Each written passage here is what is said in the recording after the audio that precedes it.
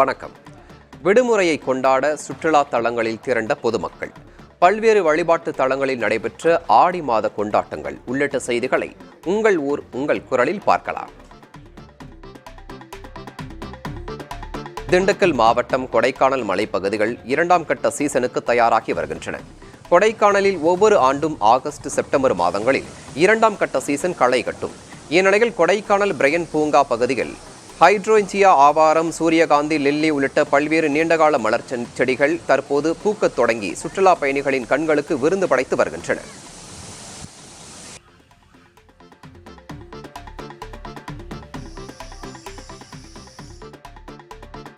தென்காசி மாவட்டம் மேற்கு தொடர்ச்சி மலை அடிவார பகுதியில் அமைந்துள்ள குற்றாலம் அருவியில் நீர்வரத்து அதிகரித்துள்ளது.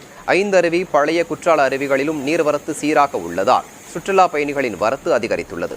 தொடர்ந்து நீண்ட வரிசையில் நின்று சுற்றுலா பயணிகள் அருவியில் குளித்து மகிழ்ந்தனர்.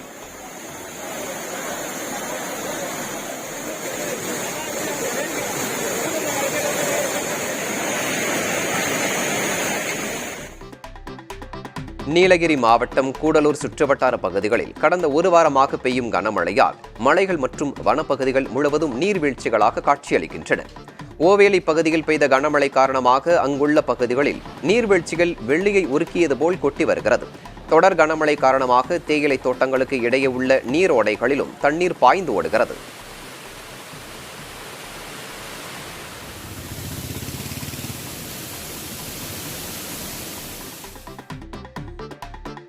நீலகிரி மாவட்டம் சேரங்கோடு பகுதி அருகே அரசு தேயிலை தோட்ட குடியிருப்பு பகுதியில் யானைகள் குட்டிகளுடன் கூட்டமாக நடந்து சென்றன. யானைகளை அடர்ந்த பகுதிக்கு அனுப்ப கோரிக்கை எழுந்துள்ளது. விடுமுறை என்பதால் தொழிலாளர்கள் பணியில் இல்லை. எனினும் மற்ற நாட்களில் யானைகள் நடமாட்டத்தால் தொழிலாளர்கள் அச்சத்துடனேயே பணிக்கு சென்று வருகின்றனர்.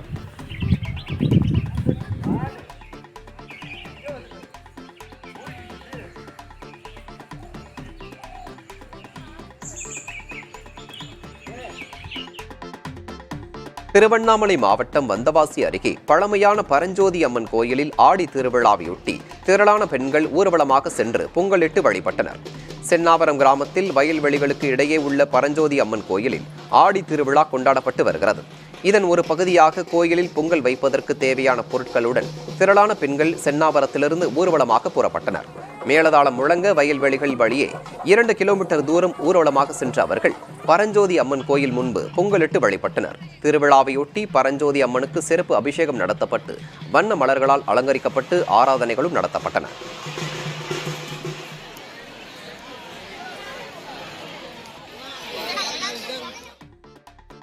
விழுப்புரம் மாவட்டம் மரக்காணம் அருகே கரிப்பாளையம் கிராமத்தில் உள்ள பவானி அம்மன் கோயிலில் 1008 சங்காபிஷேகம் நடைபெற்றது. மழை வேண்டியும் கடல் சீற்றத்தினால் கடல் நீர் மீனவ கிராமங்களில் உட்புகாமல் இருக்கவும் வேண்டி கிராம மக்கள் சார்பில் 1008 சங்காபிஷேகம் நடைபெற்றது. இதில் மரக்காணம் சுற்றுவட்டார பகுதிகளைச் சேர்ந்த கிராம மக்கள் பங்கேற்றனர்.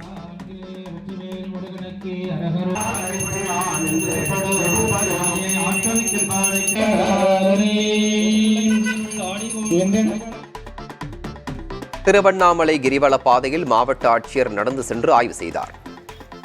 திருவண்ணாமலை ஆட்சியர் பாஸ்கர பாண்டியன் சில தினங்களுக்கு முன்பு சாலையோர வியாபாரிகளை அழைத்து கிரிவல பாதையில் பக்தர்களுக்கு இடையூறாக கடை போடக்கூடாது என அறிவுறுத்தியிருந்தார். அதனைத் தொடர்ந்து இன்று கிரிவல பாதையில் ஆய்வு மேற்கொண்ட அவர் நடைபாதையில் இருந்த கடைகளை அகற்ற உத்தரவிட்டார். பறிமுதல் செய்தாதான் வரும். நாகை மாவட்டம் வேதாரண்யம் அருகே வேட்டைக்காரனிருப்பு திரு இருதய ஆண்டவர் ஆலய சமத்துவ திருவிழாவையொட்டி தேர்பவனி நடைபெற்றது. வான வேடிக்கை நிகழ்ச்சிகளுடன் வண்ண விளக்கு, மலர்களால் அலங்கரிக்கப்பட்ட இருதய ஆண்டவர், காவல் சம்மனசு, செபஸ்தியார், அந்தோனியார், சூசையப்பர் போன்ற சொரூபங்களின் தேர்பவனி நடைபெற்றது. சுற்றுவட்டார பகுதிகளைச் சேர்ந்த மக்கள் சமய வேறுபாடின்றி தேர்பவனியில் கலந்து கொண்டனர்.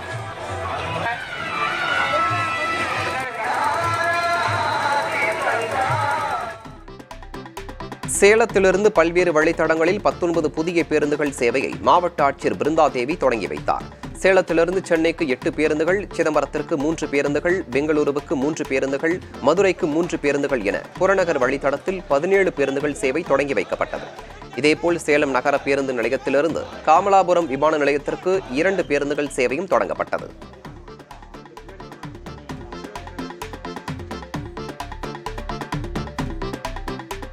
சிவகங்கை மாவட்டம் திருபுவனத்தில் வர்த்தக சங்கம் சார்பில் அமைக்கப்பட்ட சிசிடிவி கேமரா கட்டுப்பாட்டு அறையை மானாமதுரை டிஎஸ்பி கண்ணன் திறந்து வைத்தார். குற்ற சம்பவங்களை குறைக்கும் விதமாக வர்த்தக சங்கம் சார்பில் திருபுவனத்தில் உள்ள 5 முக்கிய சந்திப்புகளில் கண்காணிப்பு கேமராக்கள் அமைக்கப்பட்டு அதன் கட்டுப்பாட்டு அறை சந்தைப்பேட்டை புறக்காவல் நிலையத்தில் அமைக்கப்பட்டுள்ளது. சிசிடிவி கட்டுப்பாட்டு அறை மூலம் 24 மணி நேரமும் கண்காணிக்கப்படும் என டிஎஸ்பி கண்ணன் தெரிவித்தார்.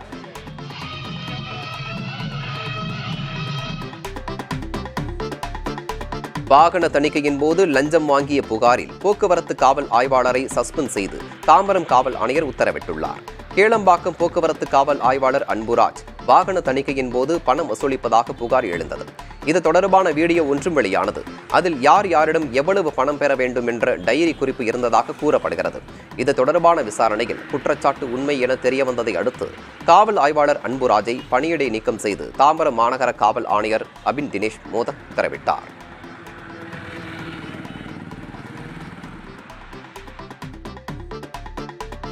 தேனி மாவட்டம் கம்பத்தில் உள்ள அம்மா உணவகத்தில் சட்டமன்ற உறுப்பினர் ராமகிருஷ்ணன் ஆய்வு செய்தார்.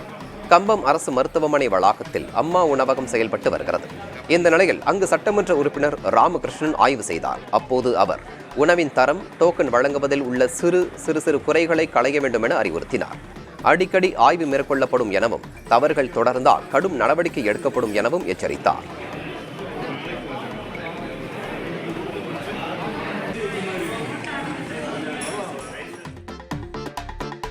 தேனி மாவட்டம் ஆண்டிப்பட்டி அருகே பள்ளி மாணவர்களையும் இளைஞர்களையும் குறிவைத்து கஞ்சா விற்பனை செய்து வந்த 2 பேர் கைது செய்யப்பட்டனர். மேலும் 2 பேரை காவல்துறையினர் தேடி வருகின்றனர். ஆண்டிப்பட்டியில் உள்ள அரசு ஆண்கள் மேல்நிலைப் பள்ளி மற்றும் விளையாட்டு மைதானத்தில் கஞ்சா விற்பனை செய்வதாக தகவல் கிடைத்தது. அங்கு சென்ற காவல்துறையினர் அன்னக்கொடி, மருதுபாண்டி என்ற 2 பேரை கைது செய்து 60 கிராம் கஞ்சாவை பறிமுதல் செய்தனர். கௌதம், தேவா ஆகிய 2 பேரை தேடி வருகின்றனர்.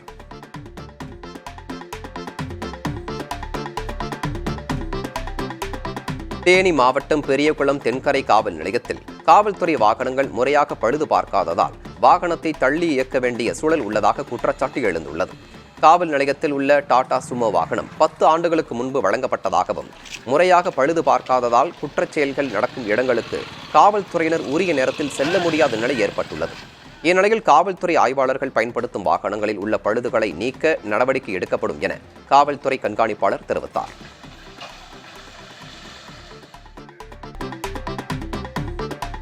புதுச்சேரியில் தனியார் கல்லூரி பேராசிரியர் வீட்டில் 43 சவரன் தங்க நகை கொள்ளையடிக்கப்பட்டது தொடர்பாக காவல்துறையினர் விசாரணை செய்து வருகின்றனர்.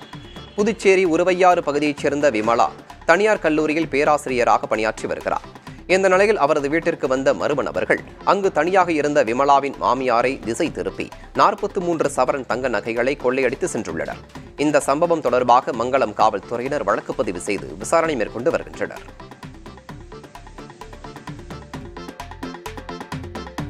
கும்பகோணத்தில் தொடர் செயின் பறிப்பில் ஈடுபட்டு வந்த ராணுவ வீரர் உட்பட 2 கைது செய்யப்பட்டனர். தஞ்சை மாவட்டம் கும்பகோணத்தில் தொடர் வழிப்பறி சம்பவங்களில் ஈடுபட்டு வரும் நபர்களை தனிப்படை காவல்துறையினர் தேடி வந்த நிலையில் குத்தாலம் அருகே சங்கிலி பறிப்பில் ஈடுபட்ட 2 கைது செய்தனர். விசாரணையில் வசந்த் ராணுவ வீரர் என்பதும் விடுமுறைக்கு வரும்போதெல்லாம் நண்பர் சிவாவுடன் சேர்ந்து தொடர் வழிப்பறியில் ஈடுபட்டதும் தனியார் நிறுவனத்தில் அந்த நகைகளை விற்றதும் தெரியவந்தது. இதையடுத்து 14 சவரன் நகைகளை தனியார் நிறுவனத்திலிருந்து மீட்டனர்.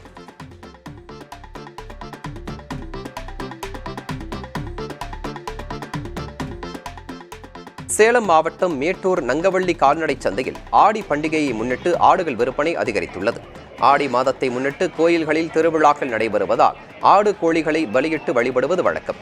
இந்த நிலையில் நங்கவள்ளி கால்நடை சந்தையில் 10 கிலோ எடை கொண்ட வெள்ளாடு கிடாய்கள் 15,000 வரையும், செம்மறியாடு கிடாய்கள் 12,000 வரையும் விற்பனை செய்யப்பட்ட போதும் பொதுமக்கள் போட்டி போட்டுக்கொண்டு ஆடுகளை வாங்கி சென்றனர்.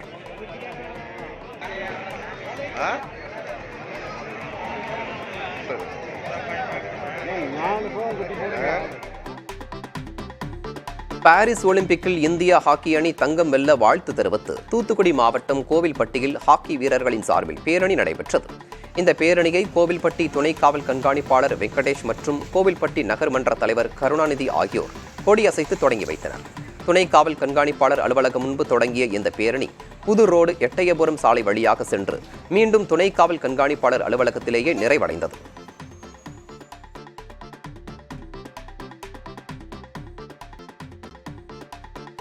தமிழ்நாடு முழுவதும் சிதிலமடைந்த நிலையில் உள்ள கோயில்களை சீரமைக்க வலியுறுத்தி திருவண்ணாமலை மாவட்டம் வந்தவாசியில் தடையை மீறி ஆர்ப்பாட்டம் நடத்திய இந்து முன்னணி அமைப்பினர் கைது செய்யப்பட்டனர். இந்து சமய அறநிலையத்துறையின் கட்டுப்பாட்டில் உள்ள கோயில்களில் அர்ச்சனை கட்டணம் உள்ளிட்ட கட்டணங்களை வசூலிக்க கூடாது என்பன உள்ளிட்ட கோரிக்கைகளை முன்வைத்து ஆர்ப்பாட்டம் நடத்த முற்பட்டனர். தேரடியில் ஆர்ப்பாட்டம் நடத்துவதற்காக ஊர்வலமாக புறப்பட்ட அவர்களை காவல்துறையினர் சன்னதி தெருவில் வழிமறித்தனர். முன் அனுமதி பெறவில்லை என கூறி கைது செய்தனர்.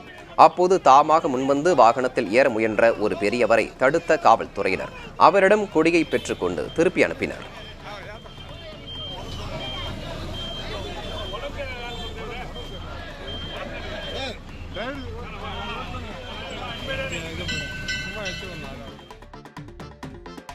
ராமேஸ்வரம் தெற்கு கரையூர் பகுதியில் செல்போன் டவர் அமைக்க மக்கள் எதிர்ப்பு தெரிவித்து போராட்டத்தில் ஈடுபட்டனர். கரையூர் மீனவ கிராமத்தில் செல்போன் டவர் அமைக்கும் பணிகள் நடைபெற்று வருகிறது. செல்போன் டவரிலிருந்து வெளியாகும் கதிர்வீச்சுகளால் ஆபத்து ஏற்படுவதுடன் கர்ப்பிணிகள், குழந்தைகள், முதியவர்களுக்கு புற்றுநோய் ஏற்பட வாய்ப்பு இருப்பதாக கூறி மாவட்ட ஆட்சியரிடம் இப்பகுதி மக்கள் மனு அளித்தனர். இந்த மனுவின் மீது ஆட்சியர் நடவடிக்கை எடுக்காததால் ராமேஸ்வரம் நகராட்சி அலுவலகம் முன்பு கண்டன ஆர்ப்பாட்டத்தில் ஈடுபட்டனர்.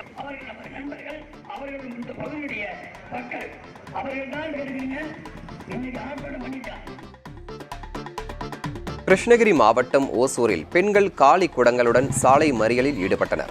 மாநகராட்சியின் 24வது வார்டு பகுதியில் கடந்த 4 மாதங்களுக்கும் மேலாக முறையான குடிநீர் வழங்கவில்லை என அவர்கள் குற்றம் சாட்டியுள்ளனர்.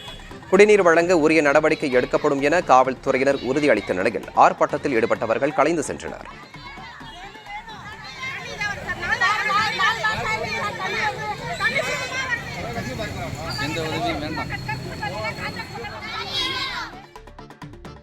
ஆடி மாத பௌர்ணமி மற்றும் ஞாயிற்றுக்கிழமை விடுமுறை தினத்தை முன்னிட்டு திருத்தணி முருகன் கோயிலில் குவிந்த ஏராளமான பக்தர்கள் நீண்ட நேரம் காத்திருந்து தரிசனம் செய்தனர். குறிப்பாக கட்டணமில்லா பொது தரிசனத்தில் 3 மணி நேரமும் வரிசையில் காத்திருந்து பக்தர்கள் சுவாமி தரிசனம் செய்தனர். அதேபோல் பக்தர்கள் காவடி எடுத்து வந்து நேர்த்தி கடனை செலுத்தினர். உற்சவர் முருகப்பெருமான் சிறப்பு தாமரை மலர் மாலையில் பக்தர்களுக்கு அருள் பாலித்தார். அதிக அளவில் பக்தர்கள் குவிந்ததால் மலைக்கோயில் செல்லும் சாலையில் போக்குவரத்து நெரிசல் ஏற்பட்டது.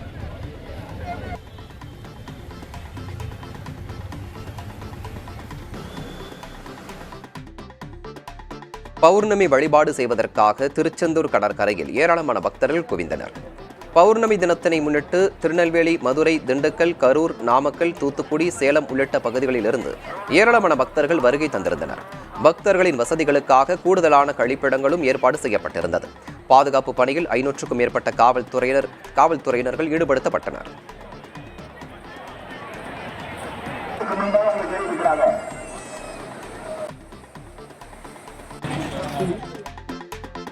விருதுநகர் மாவட்டம் காரியாபட்டி அருகே உள்ள கபால காளியம்மனுக்கு 1008 பால்குடம் எடுத்து வந்து பக்தர்கள் நேர்த்தி கடனை செலுத்தினர். காரியாபட்டி 4 வழிச்சாலையில் உள்ள கபால காளியம்மன் கோயிலில் வருடாபிஷேக விழா விமர்சையாக நடைபெற்றது. இதன் ஒரு பகுதியாக காரியாபட்டி சுப்பிரமணியர் கோயிலிலிருந்து பக்தர்கள் 1008 பால்குடம் எடுத்து கோயிலை நோக்கி ஊர்வலமாக வந்து நேர்த்தி கடனை செலுத்தினர். இதைத் தொடர்ந்து 16 அடி உயர கபால காளியம்மனுக்கு பாலாபிஷேகம் நடைபெற்றது. ராமேஸ்வரம் கோயிலில் உச்சநீதிமன்ற தலைமை நீதிபதி சந்திரசூட் சுவாமி தரிசனம் செய்தார். அப்போது கோயில் நிர்வாகம் சார்பில் பூரண கும்ப மரியாதை செலுத்தி அவருக்கு வரவேற்பு அளித்தனர்.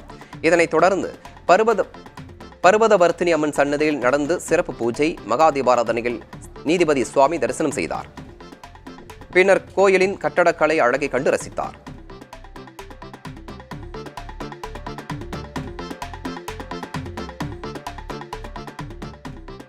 புதுச்சேரி மாநிலம் காரைக்கால் அருகே கோட்டுச்சேரியில் பள்ளி மாணவர்களுக்கான சதுரங்க விளையாட்டுப் போட்டி நடைபெற்றது. இதில் காரைக்கால் மாவட்டத்தில் உள்ள அரசு மற்றும் தனியார் பள்ளிகளைச் சேர்ந்த 200க்கும் மேற்பட்ட மாணவ மாணவிகள் பங்கேற்றனர். போட்டியில் வெற்றி பெற்றவர்களுக்கு காரைக்கால் செஸ் அசோசியேஷன் சார்பில் பரிசுகள் வழங்கப்பட்டன.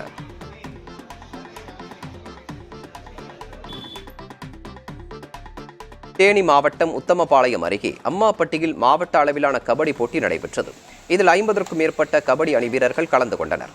வெற்றி பெற்ற அணிக்கு முதல் பரிசாக 15,000 ரூபாய், 2ஆம் பரிசாக 10,000 ரூபாய், 3ஆம் பரிசாக 8,000 ரூபாய் மற்றும் சுழல் கோப்பை வழங்கப்பட்டது.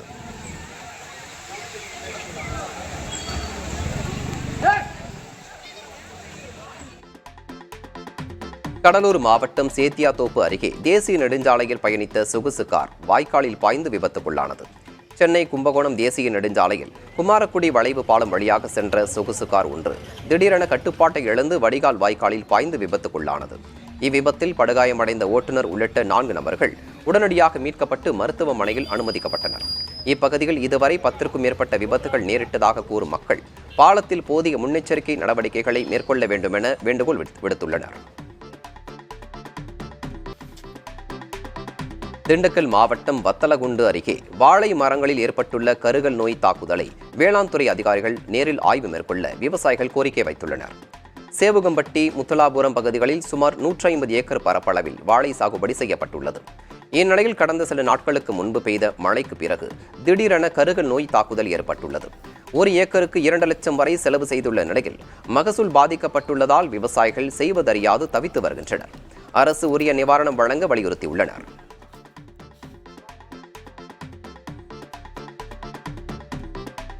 செங்கல்பட்டு மாவட்டம் திருப்போரூர் பேரூராட்சியில் சேகரிக்கப்படும் குப்பைகள் மற்றும் பிளாஸ்டிக் கழிவுகள் உப்பளத்தில் கொட்டுவதால் கடலில் கலக்கும் அபாயம் ஏற்பட்டுள்ளது. அதேபோல் சாலை ஓரத்தில் கொட்டுவதால் ஏராளமான கால்நடைகள் அதை தின்பதற்காக வருகிறது. ஆகவே இங்கு கொட்டப்படும் குப்பைகளை வேறு இடத்திற்கு மாற்றி கொட்ட வேண்டுமென மக்கள் கோரிக்கை வைத்துள்ளனர். இதுகுறித்து பேரூராட்சி சுகாதார மேற்பார்வையாளரிடம் கேட்டதற்கு குப்பைகளை மறுசுழற்சி செய்ய தனியாரிடம் ஒப்படைக்கப்படுவதாகவும் உடனடியாக அங்கிருந்து அகற்ற நடவடிக்கை எடுக்கப்படும் என தெரிவித்தார்.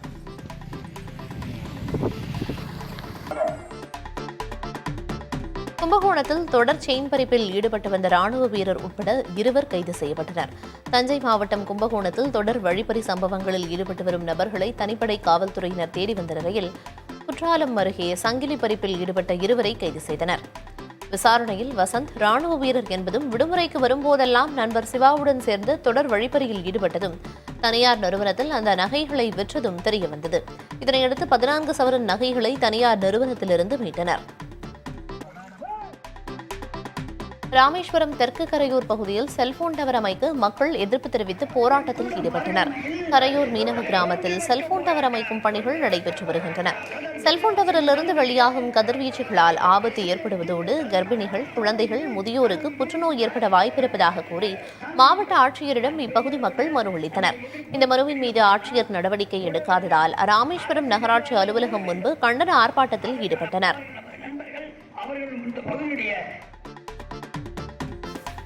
நீலகிரி மாவட்டம் கூடலூர் சுற்றுவட்டார பகுதிகளில் கடந்த 1 வாரமாக பெய்யும் கனமழையால் மலைகள் மற்றும் வனப்பகுதிகள் முழுவதும் நீர்வீழ்ச்சிகளாக காட்சியளிக்கின்றன.